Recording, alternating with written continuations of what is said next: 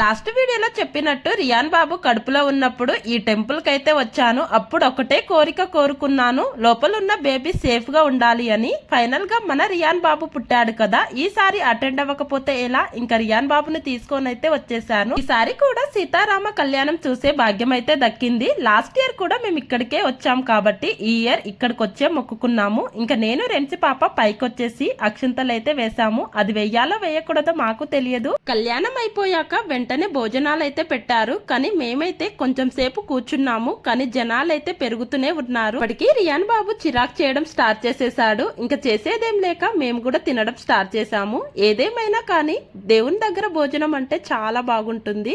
అది కొంచెమైనా సరే కడుపు నిండా తిన్నట్టు ఉంటుంది. ఇంతకీ దేవుణ్ణి నేనేం కోరుకున్నానో చెప్పనే లేదు కదా. అందరూ బాగుండాలి, అందులో మనము ఉండాలి, అంతే కదా. అలాగే ఈ పండక్కి మీరేం కోరుకున్నారనేది కింద కామెంట్ చేసేయండి.